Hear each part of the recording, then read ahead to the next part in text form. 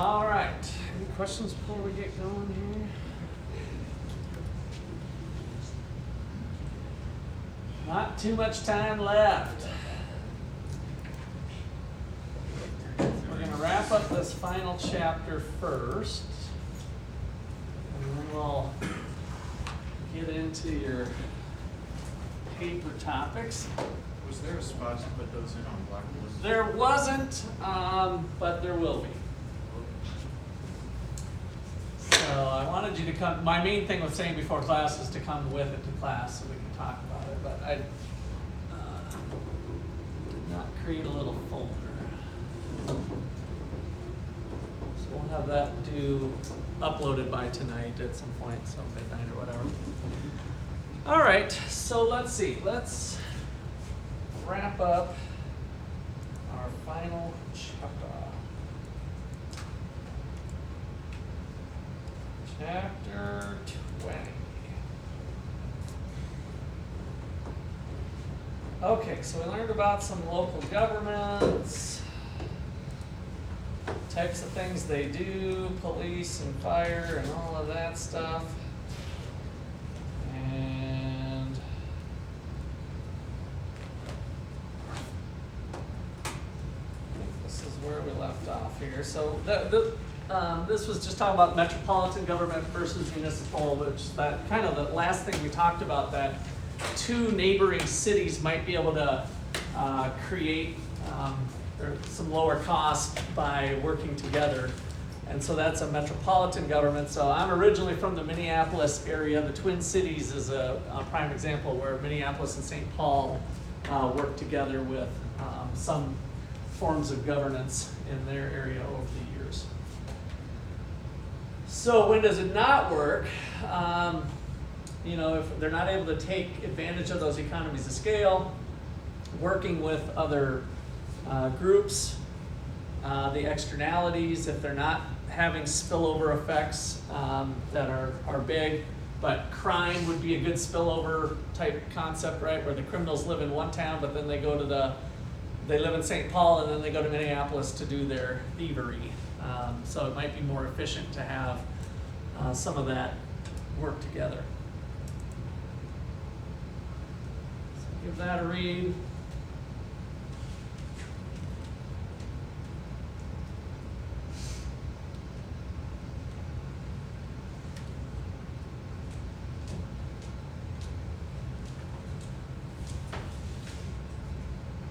So what's a subsidy?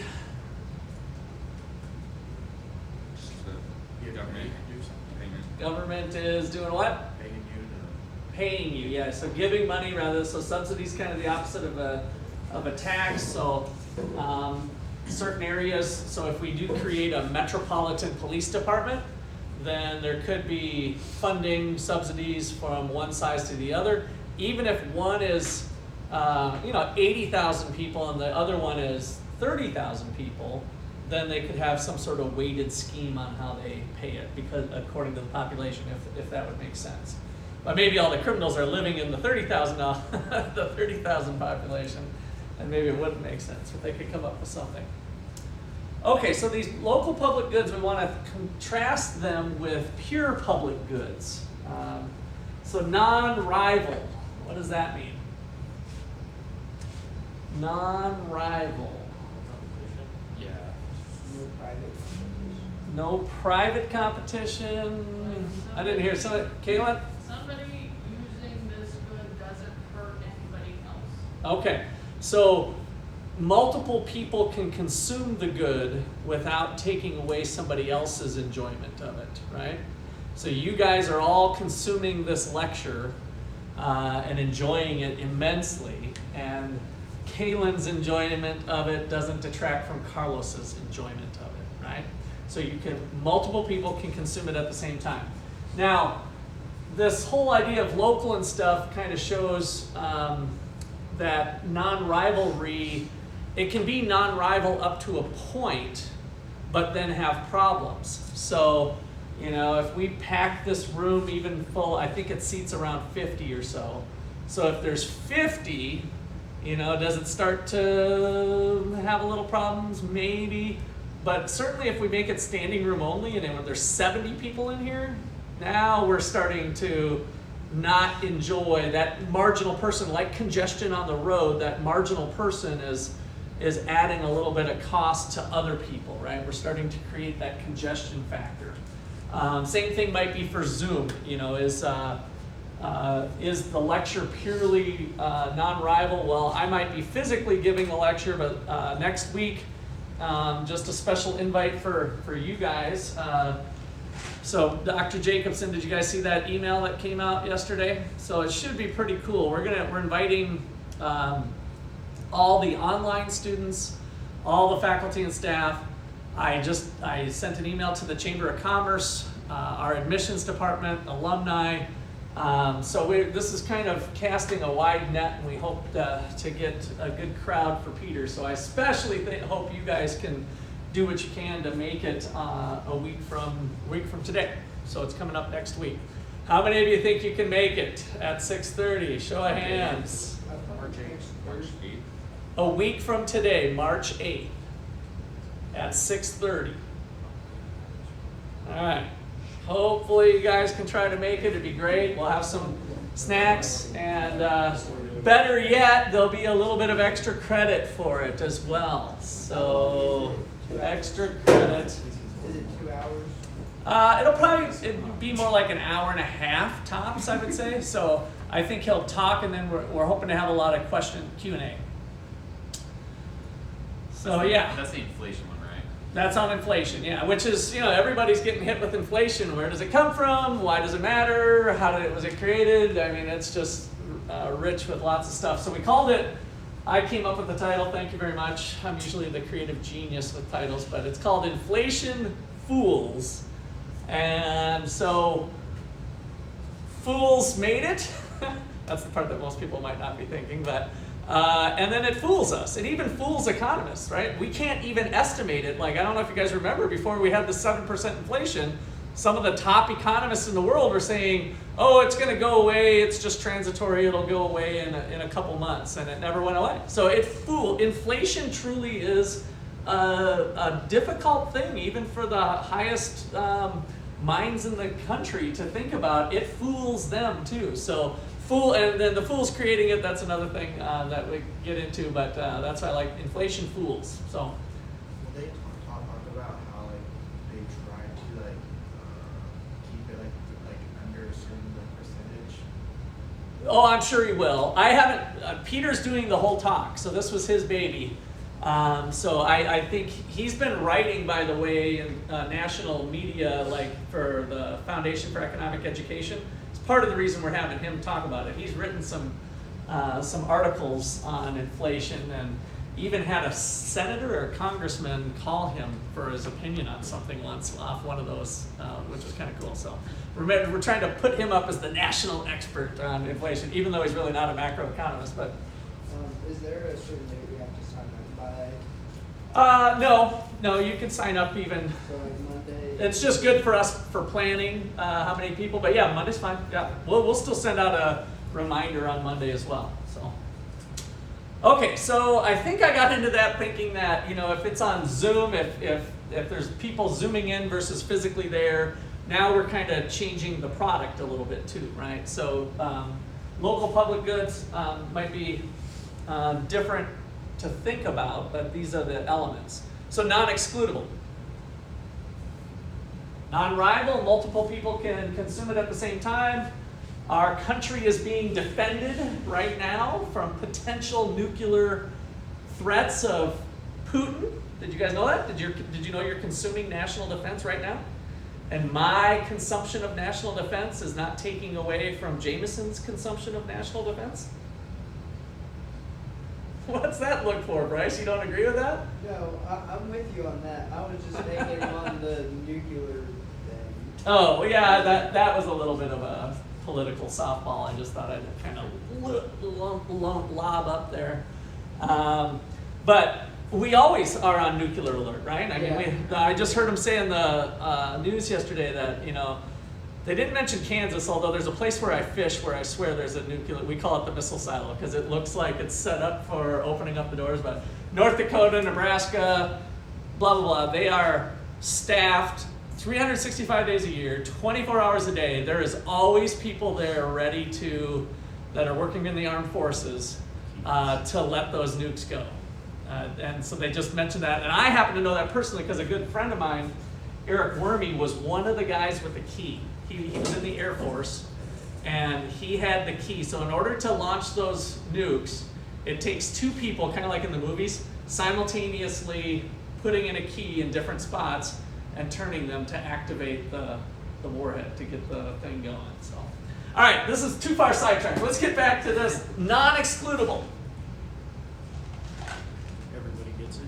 Everybody gets it, right, regardless of whether you pay or not, right? So a lot of times the non-excludability, I think the way you put it is actually the better way to put it, that everybody gets it. Here, multiple people can consume it without a problem, and here everybody gets it, and you can't exclude it, and it's usually tied into the payment, which then brings us into the free rider problem, right? So a lot of times public goods will not be provided in a marketplace because a for-profit business can't exclude people who don't pay from using it, right? So that's one of the issues that we run into.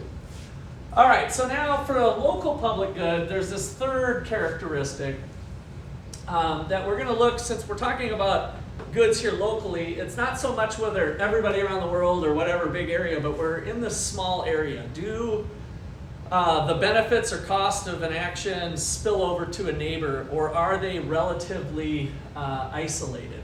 Are the benefits confined to a small area? So just kind of a little friendly amendment as we look. Well, here's the standard public good treatment of measuring the marginal benefit. Why is the benefit of 6 acres of park 96? What's going on with this picture? Is that spillover maybe? Not spillover. Lois, Miriam, and Hiram, I think is what the author uses for people. These are people. The marginal benefit for Lois, the marginal benefit for Miriam, the marginal benefit for Hiram. Because it's all their benefits combined. It's all their benefits combined. Why? Correct. Marginal social benefit. Because they're all using it. It's a public. And it's not excludable. It's non-excludable, but it's also non-rival. The non-rival part is what really gets us here, is that if there's 6 acres of park, all 3 of these people can consume the park at the same time without detracting from the others. Right? So now, if that's the case, then when we have 6 acres of park, Lois can get 20 units of benefit, Miriam can get 28, Hiram can get 48. All 3 members of the community are simultaneously getting benefit communally of 96. Why does the graph have it to where if the park gets bigger, the benefit goes down? It's like, Well, you tell me. If we have a 6 acre park, can I just say that you have 100 units of happiness? Arbitrarily. yeah. Let's just pretend Jonathan has 100 units of happiness with 6 acres of park. What if I make it 7? What does your happiness go up to? You can think of your neighborhood park if you want. What does it go up to? Does it double? 120. You're at 6 and the 120. Okay, I'll take 120. So then what if I make it 8? What does it go up to? So you were at 100, now you're at 120. How about 8 acres? 1 more acre. 130. 130. All right, now you're already helping me out here, right? So you just answered the question. So we went from 100 to 120 to 130, law of diminishing marginal utility, right? So that was 7, so that was 6. So the 7th acre added 20 units of happiness. The 8th acre added 10. So your marginal benefit, or your marginal utility of each additional acre is shrinking. We can then convert that into your willingness to pay. That's what a demand curve is, right? So the marginal benefit curve is really the demand curve, now converting your happiness into dollars out of your pocket. And so each acre is bringing you less and less benefit, and therefore you're willing to pay smaller amounts for each incremental acre. I feel like a 1,000 acre park, and you add 1 more acre, it's probably not going to be that big of a deal to you. Yeah. I thought this was like the. It's not. Let me hold on. Let me hear Jonathan first. I don't know how to like explain it, but I think I got it. So because it's marginal, Each- remember we have this goggles on that. This is the sixth acre gives $28 worth of satisfaction. Okay, so it's like each acre Yeah. is individually given you less. We have to put on our goggles in principles class. I might not have did this with you, but when you see the M word over here, then you magically see the sixth, right? The all of a sudden comes on here, and the second, right? And so all these numbers along here are the incremental unit when we're looking at a function with the M word for marginal. Okay, anything else? Okay, so this is sometimes called the vertical sum of the willingness to pay as opposed to the horizontal sum that we do with private goods. So with public goods, we've got this. All right, so there's the benefit. And so ultimately what we're gonna do is try to come up with a way to get a park. Suppose that a park costs $60. Is any one of these individuals going to build a park on their own? No. Now, if it was down here, Hiram might choose to build his own park, but nobody else would necessarily help contribute to him, but he might build his own little park, which is a 2-acre park, right? Because at that, it's worth it to him privately to do the park. He gets enough personal benefit, this is his personal benefit curve, to go ahead and build a 2-acre park if the cost of the park was less. But for the most purposes, or most analysis, I guess, with public goods, the problem is that nobody will individually fund it. And then how many parks are there? 0, unless we solve the collective action problem of working together somehow. Okay, so all this is trying to say is that there is an optimal, efficient number of acres for our community to have. Social benefit and social cost curve intersect here, which says we should have a 16-acre park if we could solve the collective action problem of how are we going to pay for it. All right, so how does the government normally pay for stuff like a park? Taxes. So one way to do it, we need $60. How much would the head tax need to be if we did a head tax? 20, right? So we just charge everybody $20. Sounds like a way to go about it. What's going to happen? Yeah, somebody's kind of ticked off here now. So we can fund the 16-acre park, but really paying $20, Miriam would rather have a 12-acre park. Lois, not too much into parks, her grandkids are gone, and so she only wants a 6-acre park. And of course, our park lover over here, Hiram, would love a 28-acre park. So having a flat tax like that, or a tax per head, is very inefficient. In fact, nobody's happy, right? That's kind of the shocking thing. There's no average person. There's only real people who exist, and so having a 16-acre park actually doesn't help it. I should take that back. Having a 16-acre park with a $20 per person tax to fund it makes nobody happy, right? So you need both of those things, the level of the tax plus that.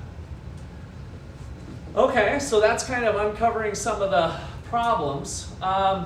So let's have a vote, right? Democracy, yay! We'll solve all, the government will help us so much, we can just do a vote, and as long as everybody can give their opinion, then we have good outcomes in society. Yay, democracy. All right, so how many acres is the park going to be depending on the size? So with this structure, the vote is a 16-acre park. Does it pass? No. Who wants the park? Hiram. So Hiram wants the park, but these two say, sorry, not going to work for me. So we don't get the 16-acre park. So right away, we're off to a bad start. using democracy, we don't get the efficient level of the park. The efficient level was 16 back from our other analysis. So, city administrators are really hot to trot on getting a park. What would they need to do to get a park passed? Instead of a head tax, like a, Let's keep the tax the same for now. Just talk about the size of the park. Jameson? Go down to 6. Go down to 6. Okay, so now if we go down to 6, No, I say 12, what? I say 12. 12. 2/3. Well, but Jameson said 6, so I just wanted to, where is the sweet spot? So if we do 6, let's just start with 6. Who's in favor? Everyone, all right? Now, what if we go a little bigger? Who do we lose? If we do 7. L person. The L, Lois. Lois. Lois is our L person. So all of a sudden she's out, but the other 2 are in. So by thinking this through, who determines the size of the park? Whoever M is. Whoever M is, Miriam. Miriam. Miriam's really the deciding vote, right? Check it out. If we do 13, is Miriam in? No. No. Right? So at 13, the cost is higher than the benefit that Miriam's getting. Is she in for 11? Yeah. So all of a sudden, Miriam is the teetering vote. She happens to be the median voter. The middle person decides. It doesn't actually matter at all, Hiram or Lois. The median voter is the deciding vote. Go a little bit below and she's in, a little bit above, she's out. So if you're looking to find the optimal choice, just talk to Miriam. Ignore everybody else in the community. Just find the median person. And a democracy, if you could line up, if you had enough information, which of course you don't, but if you had everybody's preferences somehow, go talk to Miriam and say, Miriam, what would you like? I think given the circumstances, 12 sounds good. Okay, 12. Right? So we're just going to go to the median voter to figure out what the size park would be. All right, any questions or comments there? All right, so what if Miriam decreases demand? What if her demand decreases? What happens to the size of the park? It goes down, right? So now we just, wherever she is, that's kind of the point, is going to be the size of the park. All right, so we can think about the pairwise elections. That's what I already kind of brought you through that thought exercise of, 22 or 12 or 6. And Miriam's it's not Miriam, I guess it's Marion. So I knew a guy named Marion. I think that's a guy named, but whatever. All right, so how could we get the 16-acre version?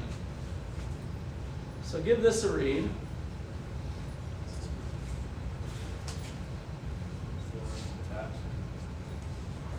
What's that? Lowering the tax. Lowering the tax.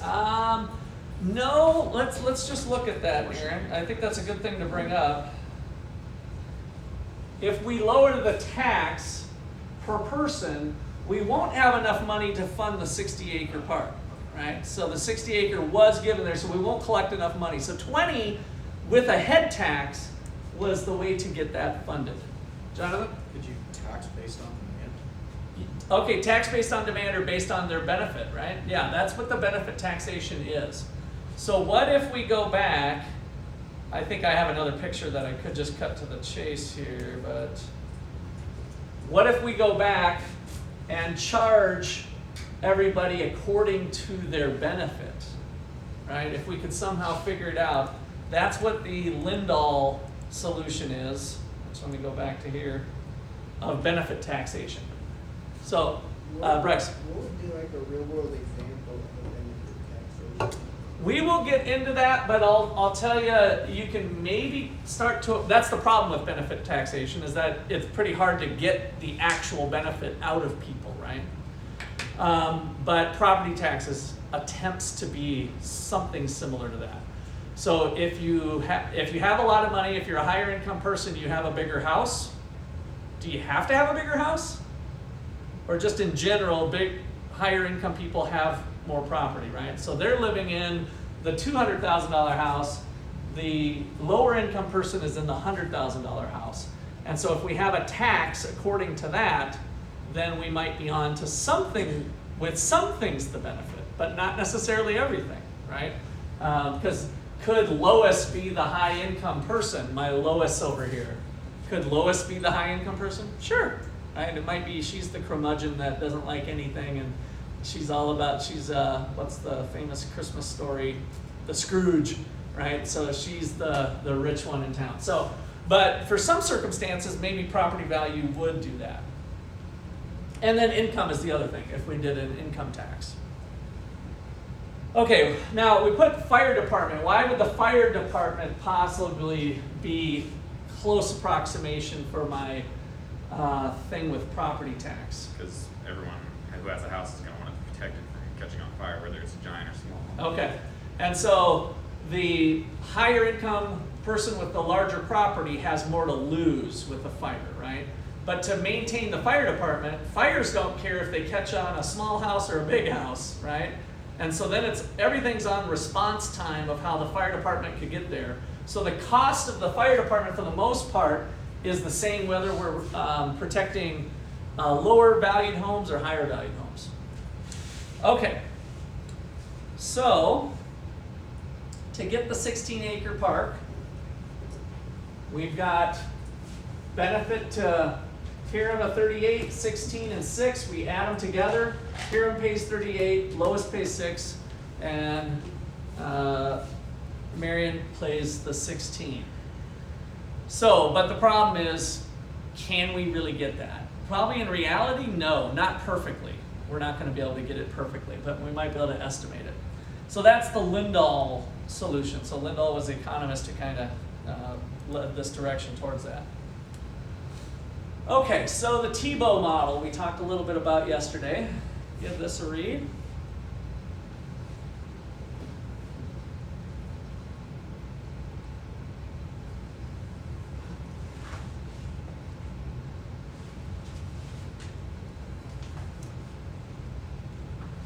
Okay, so working with a head tax and scale economies means what? The bigger you get, the long run average total cost goes down. All right, so the bigger, that's what we did yesterday, right? So we have the long run, so we're not allowing that. We're going to say, no, we don't have any scale economies. We don't have interjurisdictional spillovers. What's a spillover? Somebody other than Lawson?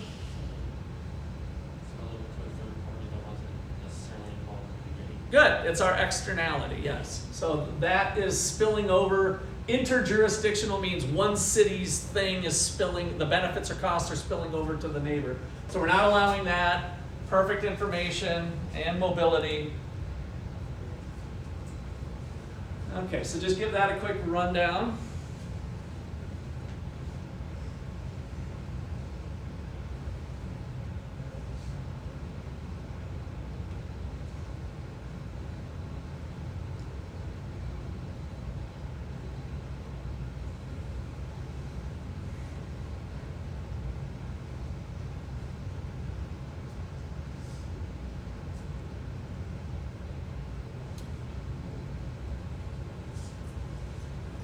So if you have a head, you pay the tax.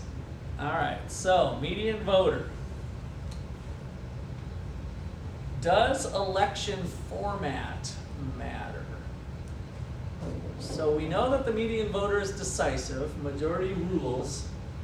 Does the election format matter? What does that mean to you, the format? Election format. What comes to mind for you?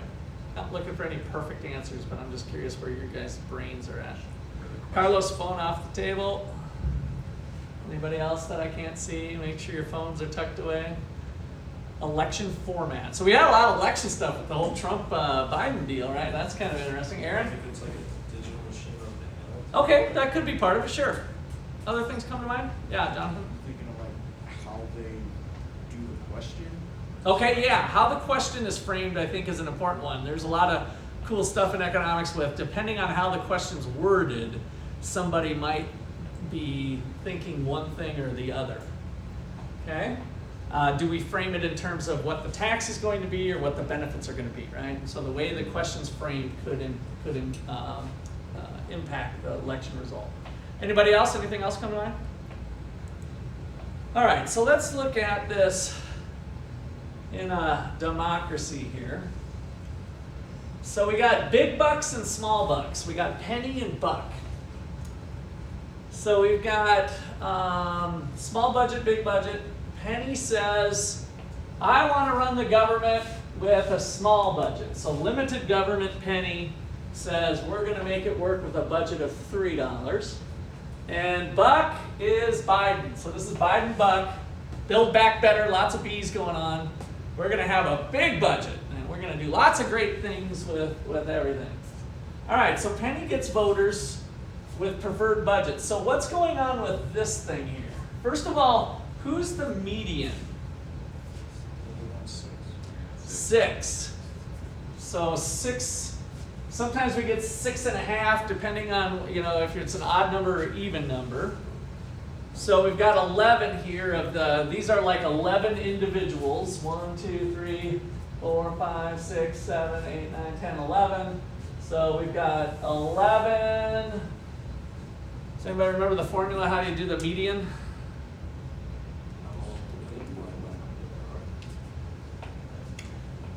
So the average is divided by 2. You just start off from the side. You can start off, yeah, so you can do it that way too, like 1, 2, 3, and we kind of keep going. That's essentially functionally what you're doing.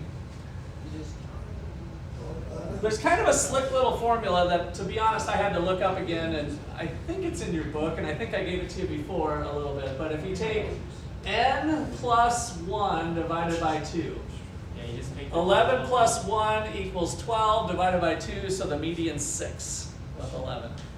But if it's 10, then it would be 10 plus 1 is 11 divided by 2 is 5.5. That's where you get the halvesies. So if you have an even number versus an odd number, so an odd number makes it fall right on. What'd you say, Andrew? I just said. Did I take away your thunder? No, I was just gonna say the formula you basically add them all up. Okay. Okay. Well, it's not, but you have to add the 1. Yeah. So the formula, did you just say add them all up and divide by 2? Yeah, I guess I forgot the plus 1. That's the key though, is the plus 1. So you have to add, so it's n plus 1. N is the number of people. And then you can do 1, 2, 3 and count them out. Okay, so is this a Nash equilibrium with these two politicians, Penny and Buck? Is it a Nash equilibrium? So a Nash equilibrium is what? Nobody wants to move. So what we've done in some other stuff is to say, would any one of these two want to move, taking as given that the other one is staying where they're at? That's the key with the Nash equilibrium is, would anybody like to change, taking as given what the other one's done? So Jonathan, you're saying no. I see some other heads shaking yes. It is not What? Shake. That it is a Nash equilibrium. Or no. That's what I thought. You were saying that it's not a Nash equilibrium, but I saw some other people like, maybe I'm misreading this or something, but is that, here, this is the question. Is this a Nash equilibrium? Yes or no? Jonathan says no. Andrew says yes. Lawson says yes. Carlos says yes. Jacob says yes. Wow, you're outnumbered. Why do you say no? I say no because in order to get more votes, like Penny, if she moved over to 5, would gain more votes and win. Somebody's getting the median voter theory, and there's other people that are not getting it. So Jonathan's correct. What would Penny want to do, for instance? Move to the right. Move to the right. So if Penny goes to 5, who's she going to pick up? 6 and Ferguson. Yeah. So we're a little, 7 is now closer. If she moves to 5, 7's closer, or one of these are going to be closer to 5 than they are to Buck. And then of course you're still picking up all these people, right? So the median business comes between the two.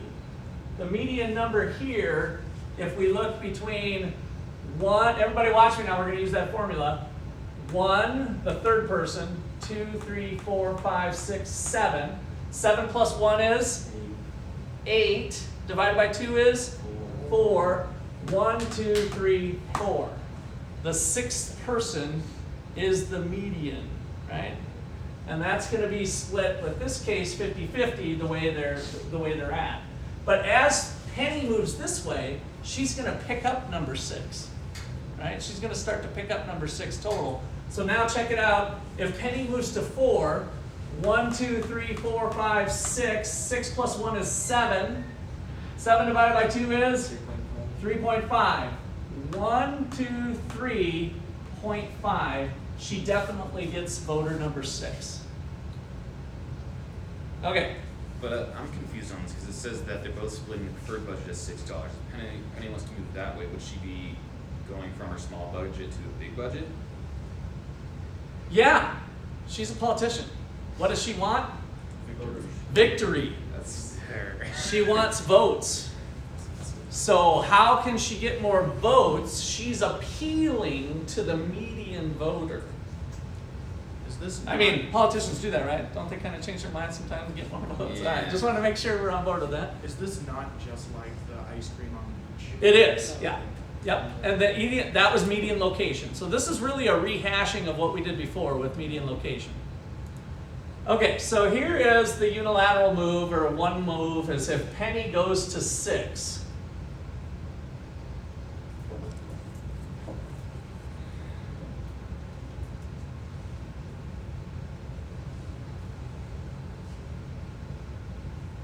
If Penny goes to 6, we've got 1, 2, 3, 4. Who's the middle? 4 plus 1 is 5. Divided by 2 is 2.5. 1, 2.5. Penny's definitely getting this person number 7. The median's right there. Okay. So now what's Buck got to do? What's Buck's response? Move to the middle. So if you hear about people being centrist, you guys are growing up in a very separated, Trump versus Hillary, whatever, very partisan, meaning that they are, one wants socialism, we got Bernie Sanders, and the other wants, something other weird, right? We got all these extreme viewpoints, but that's not been the course of politics in the last 50 years. This has been more the norm. Democrats seem to look like Republicans, right? They tend to have, there's a couple policy nuances, but for the most part, they're both big government, by the way, unfortunately. So from a limited government standpoint that I like to think would put the United States in a better position, it's just what they're spending money on. So the Republicans might have tended over time to spend more money on military, and the Democrats wanted to spend more money on something else, right? But the size of the budget tended to be very similar. And so Democrats start to look like Republicans, Republicans start to look like Democrats, because they're trying to capture the median voter, the middle person. That's where the most votes are. Now, really, this last election was probably classic. As you know, Biden is president. Who were the other candidates that he was running against from the Democratic Party, not the Republican side? Bernie. Kamala Harris was in there. So we got Bernie, Kamala Harris. It's hard to remember because they all kind of fall by the wayside, but Pete Buttigieg was another one, right? So anyway, out of all the candidates, who was the most centrist? Biden. That was totally the move. Bernie Sanders, let's kind of go socialist path, big government, big spending. Now, even with Biden's Build Back Better plan and all of that stuff, but all of the, if you're on the Democratic side, he was the most central. And so he ended up getting the vote. So, okay, so that's been kind of politics in a nutshell from a 30,000 square foot view, is that we'll tend to have people just battling over the median voter. Okay, any other last questions there?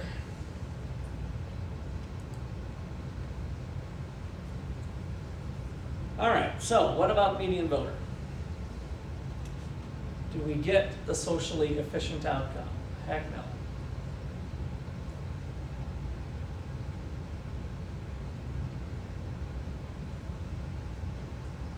So it sounds easy, convince the median voter, but who is that person? Who is the median voter? Is that even possible to, figure out? Of course not. So, but the prediction of having the centrist policies being very similar is playing to the median voter theory.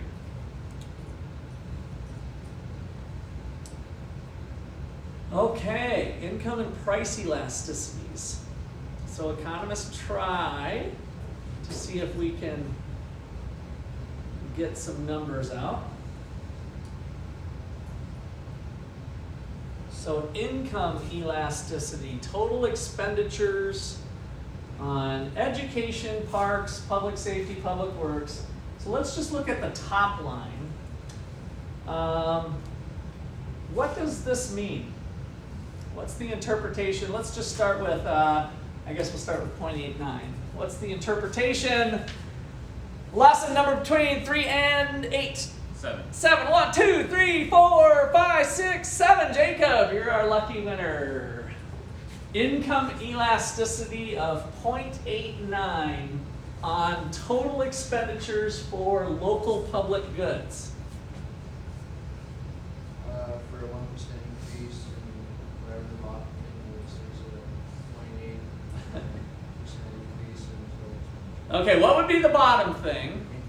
income. Income. Income's the bottom thing. So on the income elasticity, the way we got this is we have a percentage change in total expenditures from a change in income. So I think you nailed it. So why don't you say it again real quick? For a 1% increase in income, it leads to a 0.89% increase in total expense. Okay, good. Increase. So it's a positive relationship, which means local public goods, according to this study, are normal goods or inferior goods? Normal. Income goes up, I want more of them, right? So, you wouldn't necessarily know that going into it. Maybe they're inferior, that as my income goes up, I want to spend my money on other things. I don't care about stuff. That doesn't make too much sense, but, you never know. That's why economists go out and do the study. Now, they're all less than 1. All the income elasticities are less than 1. Except Parks So- and Rec, right? I'm sorry, yeah, you're right. On the high end here, Parks and Rec, which probably makes a little bit sense, right? On as far as the necessities in life, police and fire, do I need them? Probably. Public works, do I need water and electricity at my house? Yeah, I probably need them.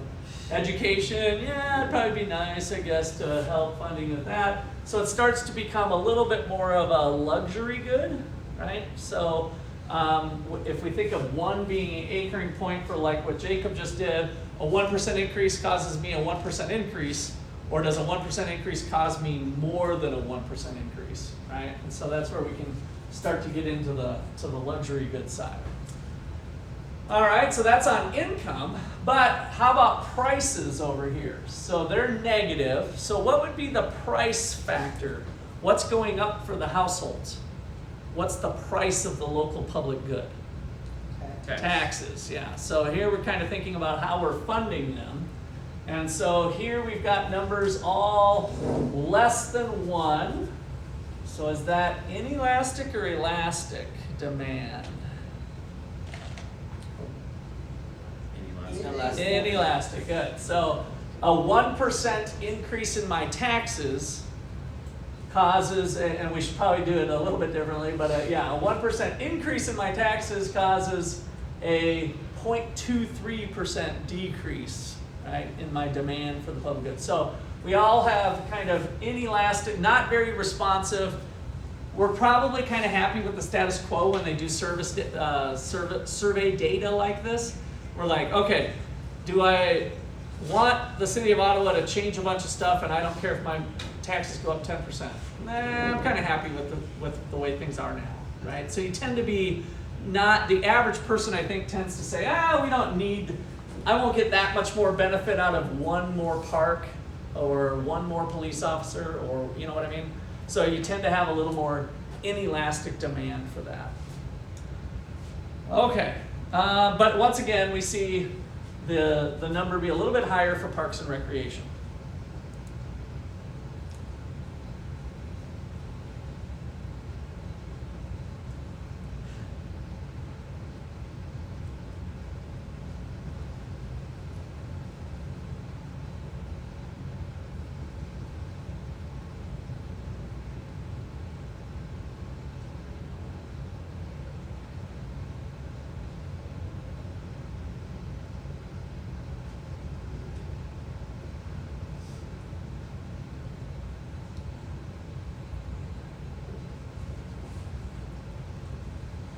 Okay, so here's some things that bring up rational ignorance.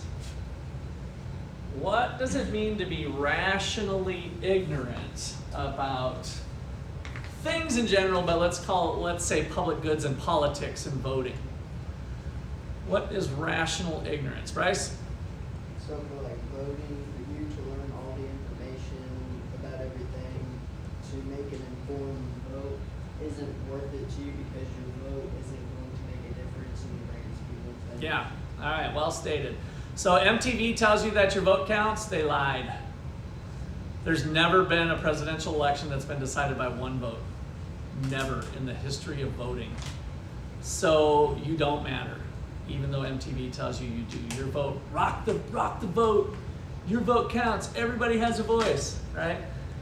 So why do some people not care? It's not because they're dumb. It's because they choose to be ignorant on the issues because the cost associated with learning about the issues is higher than the expected benefit of making a dent in things. And this is so true with the political process, is that it's hard to make a dent. My vote's not going to likely matter. Now, you get down to some local public goods, by the way, and there's been one vote swings. I mean, they can be tight, school boards and other local things. So there's a lot more incentive for individuals to be into local politics rather than getting worked up about Biden or Trump or other things, right? You should care about your local school board, your mayor, and your local elections here. You've got a lot better chance of rocking the vote there. Lawson? I was just gonna say, like, what are some ways you think that would decrease rational ignorance in today's age? Because I feel like it's becoming an increasingly bigger issue as people don't care. Well, the economist in me just says we need to raise the cost or lower the benefits, right? So Lower the benefits? So rational ignorance would say expected marginal benefit of voting is less than the expected marginal cost, which might be actual cost or marginal cost, right? So rational ignorance, therefore, don't vote. That's kind of the rational ignorance approach to things. So in order to get people to vote, one thing we could do is lower the cost, i.e. mail-in ballots. This has been kind of an interesting one, right? Make it super easy to vote. And of course, the people on the other side of that say, well, if we make it too easy to vote, then we're going to have voter fraud, right? If it's too easy to just, think what you're saying and then somehow that could. But from a rational ignorance standpoint, that would be the thing to do, is to lower the cost of voting. So maybe information is somehow streamlined or normalized or something so that it's a lot easier to learn about the issues and not just listen to talking heads, But that's not an easy thing to do, but in theory that could be one thing. And then we could raise the benefit. Everybody who votes gets $100. I'd be voting on the ones that I didn't. I might go for $5. I might go for $1, but there's some sort of benefit to it. Now that's never going to go through either, right? But that would be. So I'm just trying to use our economic way of thinking, look at the problem, and say I need to either raise this, lower this, or a combination of both to try to overcome that particular issue. Andrew? I guess, how would you, if you were to instate that hypothetically, how would you prevent voter fraud? That's what I mean. I think with computers, and I mean, so the argument, if you want to get a little real world here, is should we have your ID? You have to show your ID. I think that's pretty reasonable. We have to show our ID for darn near everything. Why wouldn't we do it to vote? But right now, that's the resistance. That's kind of the fight against voter IDs. I mean, how many people are we alienating that don't have an ID? You know, there's some people out there, but having voter ID, I think, would be a way to possibly be part of a compromise that, okay, we're going to allow ID, but we're going to decrease barriers in some other way. But we can at least be confident that whoever's hitting the voting booth actually is supposed to vote or legal to vote or whatever. Okay. Other people, yeah. What you said with like the added benefits for like paying $100 for everybody to vote, would that actually fix rational ignorance though? Because wouldn't people still be ignorant about who they're voting for? They just show up. Good point. Yeah, good point. Yeah, so we just have possibly a worse outcome of dumb people coming to the voting booth to get their $100, and they're just randomly picking. Oh, I'm gonna make a design with my fill in the blank. I'm gonna make an S because my name is Sam, and so that's how I voted, right? And so yeah, we're not really addressing the problem there. So good point. You have to be careful on the benefits. But maybe there'd be, you have to learn about the issues first. You have to pass a minimum quiz, some sort of assessment, and then come and vote. So if you've passed the state quiz so that you actually know a couple of the issues, maybe we'd set the bar really low. But somebody who didn't do their homework wouldn't pass the quiz. Then you get paid the $100. So maybe some combination like that. Which again, I don't think is going anywhere quickly, but that's a possibility. I'll tell you the other thing that I think this always leads to is if we could strip some of the cronyism out of the political process of the rich buying off the politician concept. You know, when I say buying off, I just mean it getting dirty, so to speak. So I've often thought, when I mentioned it earlier, but if you normalize the information platform somehow, and kind of like a food label, you know, so we can quickly look at the calories and the sodium and all of that stuff, but we basically force candidates to have a standardized form, which sometimes they naturally do this anyway. But that is the information set, and then we ban all political ads. What do you think about that? I struggle with that one personally, but I've often thought, what if we banned all the BS and all the name calling, and we have the standardized form of where you fall on the issues, and we ban all political advertising? And then you're basically voting on what you see here. I'm sure the candidates would still do some debates or other things, but as far as all the advertising, let's strip that out of the process. That stuff costs zillions of dollars anyway. Maybe we could have a better function for that if we made the political election process fall into a more formalized thing. I think that possibly has some legs to it from my standpoint, but With that though, couldn't politicians kind of do what they do now, say one thing during election and then act totally different? totally, yeah, for sure. That wouldn't stop that part. But what I'm thinking is it would lower this equation here on the cost being so great to learn about all the issues. You pretty much got them in front of you. Maybe it's a fairly short read or something, and we'd get a few more people, A, informed, and B, willing to participate in the democratic process. Wouldn't that run into like people would rather want to watch something than read something? Wouldn't that be Sure. the thing too? Like, Yeah. somebody's like marginal. And again, we could somehow, the standardized form could then be done with caricature, fast drawing, something that would be edutaining, you know what I mean, instead of just written. So maybe we could get clever at how that standardized form looks too. Okay, boom. That's chapter 20. All right, so I want to hear about your topics next. And then if we have time, we can run through a problem. Otherwise, you guys have all the ammunition you need to hit the problems for Thursday, and then we'll spend time reviewing in general for the final on Thursday.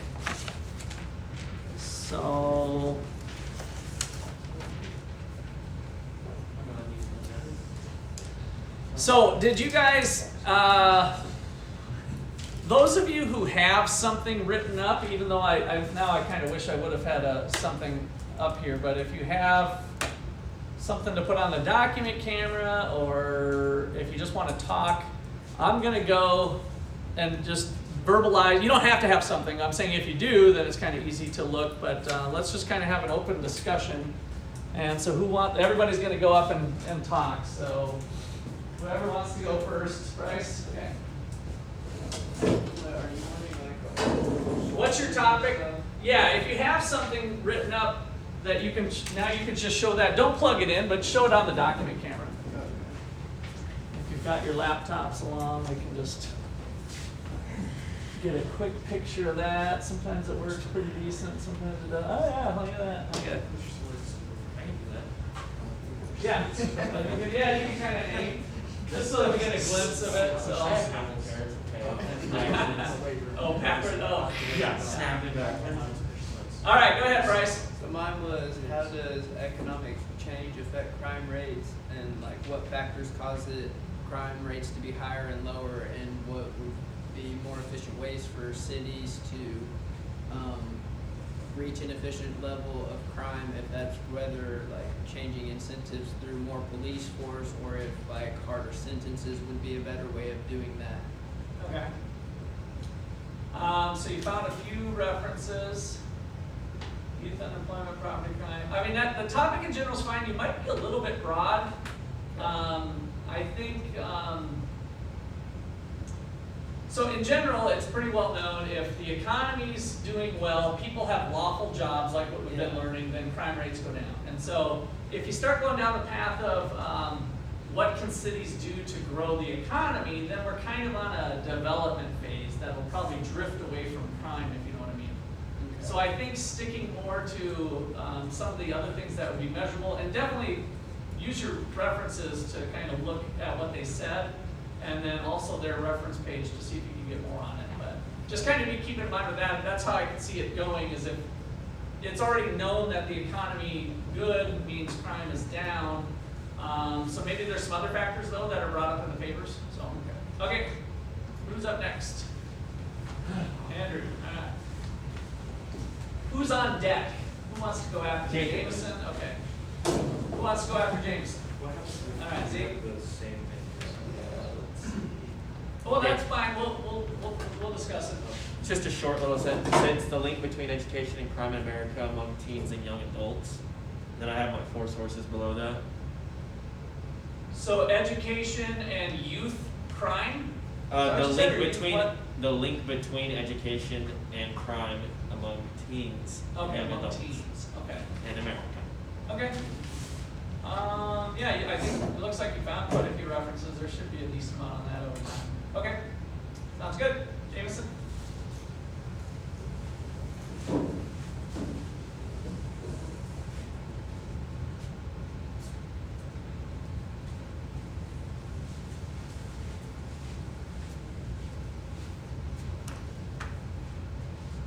Mine's like crime and government, like how the policies or like the economy is doing, like how it might affect crime and all that. Okay. So we got a lot of crime thing. We just came off the crime chapter, which isn't surprisingly a lot of stuff with that. So you also might need to tighten down what the government policy is. So you'll find some stuff on minimum wages, for instance, and what happens to crime with that. And that could be with the youth, or it could be, in general. So that government welfare programs, I think there's probably been papers where if the government has a bigger safety net, does that cause you know, more people to be, does that cause crime somehow or whatever? So, as you read through your references, did you find that they had, I don't know if you got a chance to read them or not, or if you just picked some out. So look for things that are more specific on the government policy side. You might even get into specific types of crime too. So it might be, you know, a paper might be on theft or something like that. And that's okay if that gets narrowed down as well. And that's the same is true for you other two with what types of crimes. That might be another way. Because you guys just need to kind of grab onto the topic and then run with it in that area. So, okay, who's next? Who's gonna go after Zeke? I'll go. Who is that? Lawson.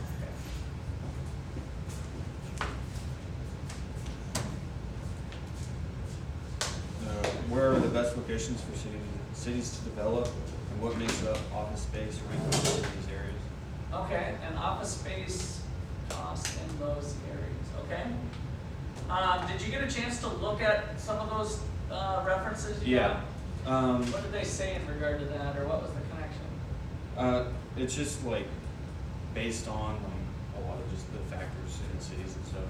It's interesting because like, so my uncles are like developing this places where I live. Yeah. And so they asked me if I wanted, since they live in Texas, if I wanted to be in charge of like figuring out stuff. So I was gonna see if I could use this to like help me for that. Okay. So a lot of times as we went through in our zoning chapter, the city might have predetermined areas of a city to develop. Yeah. And so then it might be something to where, do we go to this area within what's already defined or not? Another thing could be different zoning levels in different places. So we brought up Houston before. So there might have been studies where there's more zoning versus less zoning, and then does that have an impact on rents for office space or otherwise? So I guess my recommendation for you would be, I like the topic a lot. Be willing to mold it as you read some more of the papers, because find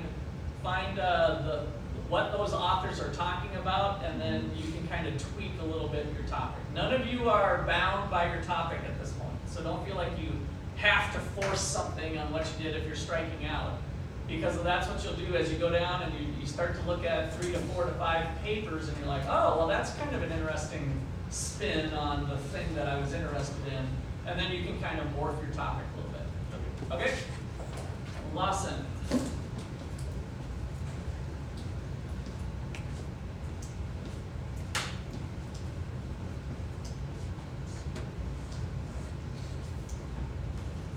So for mine, I'm doing over public transportation. How can public transportation policies effectively reduce negative externalities caused by like private car ownership? And I really wanted to kind of tie it into congestion, especially with like the sources I found. They do the congestion pricing and taxes in other countries, and they have for a little while. And they have data on it, so I figured I could use that. So you found some studies already that from different countries address that? Yeah, like Is that what you're India, saying? I'm pretty sure, and some in Europe they like to do it too. They've done it since 2003, I think, in Europe.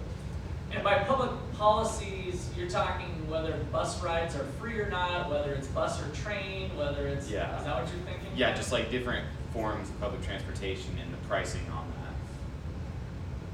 that. And the negative externalities Like congestion. is more or less pollution and congestion. Yeah.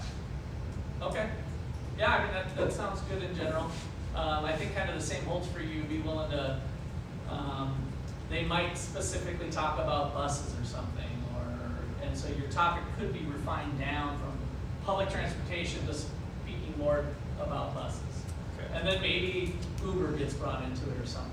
And so, whatever, I'm just making something up, but, don't be afraid to kind of have that. And that's fine, you guys are doing a literature review, so I brought up Uber. Maybe one paper does talk about Uber. It doesn't mean you should change your whole paper to talk about Uber, but you can weave in the Uber topic into your overall paper in your topic, so. Okay, who's next? Aaron, and who wants to go after Aaron? Jake. So I noticed that a lot of people are doing crime, so I might change mine. Okay, well, you don't have to. I know, just There's a lot of stuff on crime out there, so Okay. I'm not concerned if, and you guys are writing your papers independently. so I'm not really my concerned my with topic those was about crimes in inner city and how the long run opportunity increases over time. So basically, like so like the crime rates- Opportunities for crime or opportunities well, like for for like the non-crime? businesses after. Okay, so like you know how you talked about how in the inner cities when like the crime rates are high, that means that your city's providing more opportunities. So I wanted to go how in like the long run when it's providing more opportunities and knowledge spillovers, how like businesses build off that and they get bigger and then they provide more jobs, so then the opportunities become more, Okay. and then your city increases. But I didn't know if that was. You know, there might be some interesting stuff on different policies that urban areas that are kind of declining, like Detroit and Okay. you know Pittsburgh, and Well, that's what there's the- been a lot of them. So That's what the journals of Chicago were about. okay, so yeah, then you know what policies were effective and which weren't. So they might compare Pittsburgh to Detroit. We've seen a little bit of that with the Triumph book and some other things on different approaches to solving the increased crime rates in urban areas. Okay. So So kinda just yeah, I mean, rearrange it. that's a good topic to go. Make sure you're getting down to professional journals. I can't quite Yeah, tell with what well, you got cited there. So the journals of Chicago, that was about like the policies that you just mentioned, Okay. basically, and then the other two were just kind of interesting that I just threw down. So Okay, That's well, all make, done. and so get to a point when you upload that you're actually putting the cited work Yeah. down, so that I see the title of the article. Okay. So within the journals of U Chicago, there's probably a bunch of Yeah. articles. I want the specific article that Okay. you're, kind of working on. all right. Okay, Jacob.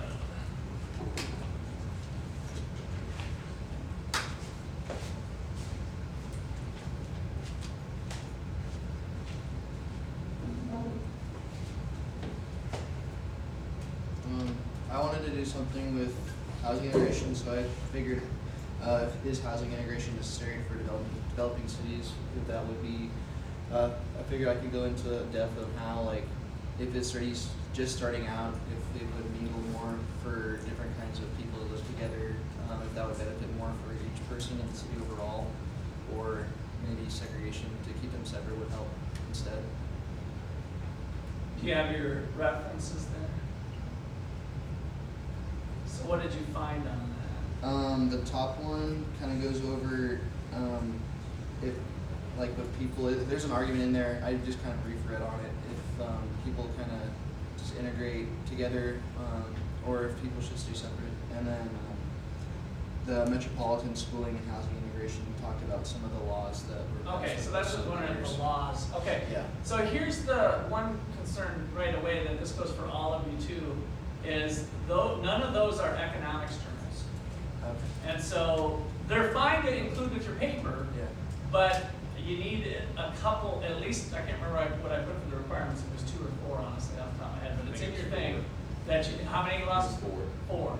So from economics journals, and so it might be the Journal of Real Estate or something like that or whatever.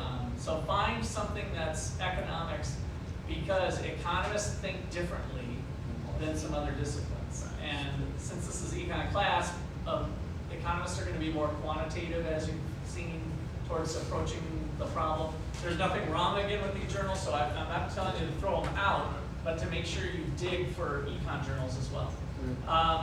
And so I think what you were saying before, go back to your topic again.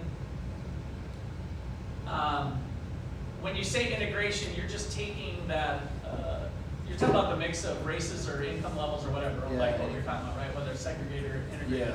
Yeah. So usually a study like that will say, here's what it is. You weren't talking about policies that force integration, I wouldn't think, are you? Or No. there's not too many of those. I just wanted to see around. whether- Oh, some of them are. I just wanted to see whether integration would benefit people more rather than segregation. Okay, all right. Yeah, see what you find. Dig in some econ journals. Okay. Who's next? Okay, Kaylin. Who's after Kaylin? Down to Carlos, and then that's it, right? That's everybody who's present here. Bryce, yeah, Bryce, all right. And John.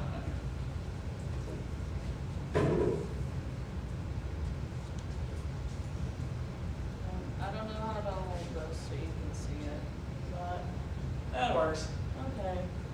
So I'm gonna do that people are better off when the government doesn't regulate the spatial economy to an extreme standard. Some of these articles are about like in China, there are certain areas where they will like plan out every single aspect of construction, and it drives up costs. Let's see what I was reading. So this one, they're talking about like they had a bunch of smaller governments instead of just one big one in a certain area. There were a whole bunch of municipalities, and they decided what they were going to do instead of the government as a whole. And that, Okay. I forgot everything that the article said, but. Okay. Well, I see you got like Journal of Political Economy, so that'd be good. I mean, those, as long as you have some of those references. By the way, you might have a lot of your paper is taken from some of these other articles, but I just want to make sure that you've looked at some econ journals and have them cited as well. So, Yeah. There's also a bunch of stuff in our textbook that I was probably going to use. yeah, I'm glad you brought that up because I forgot about that. At the end of each chapter, there's a reference list of different topics that were within the chapter. So that might be a starting point anyway to kind of look at some of the issues that were in the chapter or how they characterize them. So it's a little general. So people better off when government, what does it mean to be better off? Is that higher income? Is that self-reported happiness? Is it, whatever? And then also on the regulations, you could look at specific regulations. I think you'll find some papers that have like a regulation index.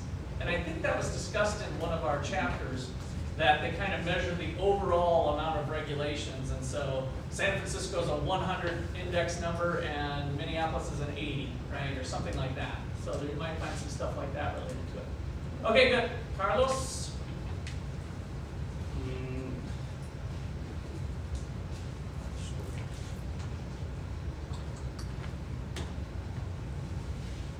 I didn't do like kind of the homeworks. I Okay. just know what's gonna be my topic, but I didn't look for Go ahead. journals. Lay it on me. So the topic is.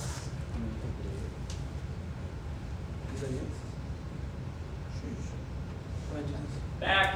Just lay it the Lay, front. lay the, Right now. No. You were fine. Just lay it down and now look at the screen. Look up. Okay, there you go. All right. That's the topic. How average income drive land prices in the city. And basically I was thinking Okay. like, for example, I was thinking in my city, how you sometimes are surprised, like the high prices of land or houses in certain areas of the city, and you go like, oh, who can pay these houses? And then probably like looking in the information and the data about cities, you realize probably that there's more income than you think. Okay. So your topic might be almost a little too narrow. So I want you to be able to open a little bit when you dig into it. So that would basically be income elasticities and prices, right? Yeah. So you'll probably find some studies, but then a lot of people will take that income elasticity and say, well, why is that important, right? That this price is high. Maybe it's going to be disparities in income, or there's not a good integration of high income and low income neighborhoods, or whatever. There'll be something that's they did the income elasticity to talk about maybe another issue. So be open for broadening yours a little bit as you dig into the Yeah, research. I want to start with reading the journal so I can. Yeah, yep. All right, Jonathan, round us out here. Look at that, almost perfect timing. Just a whole lot.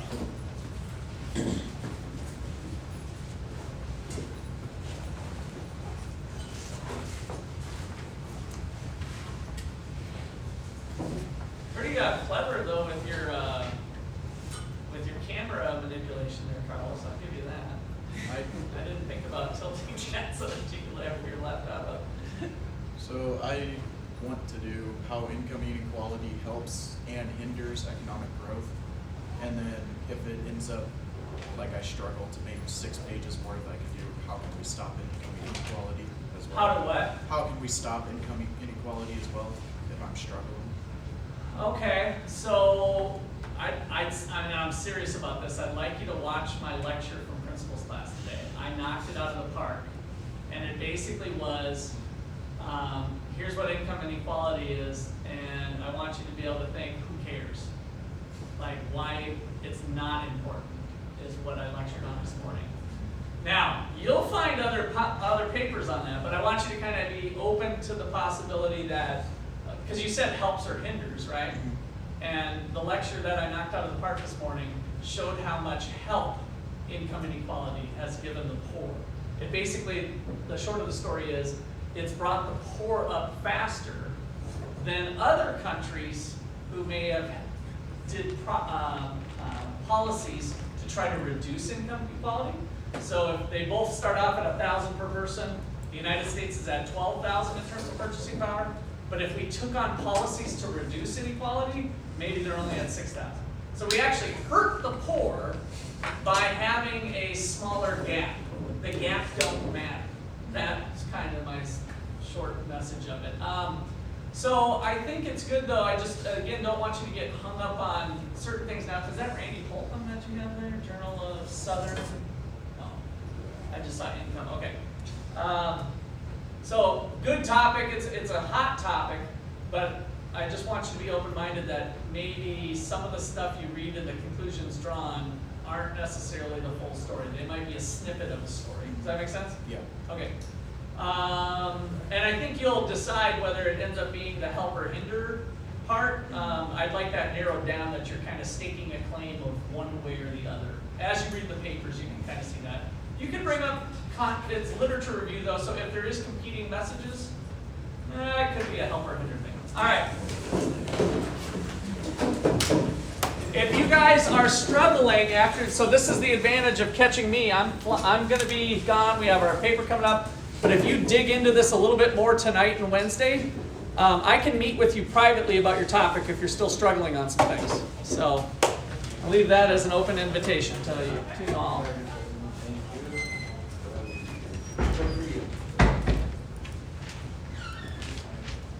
So Jonathan, remind me. It's funny that you brought it up because I was that was a hot topic this morning, and the funny thing was we're covering a different topic area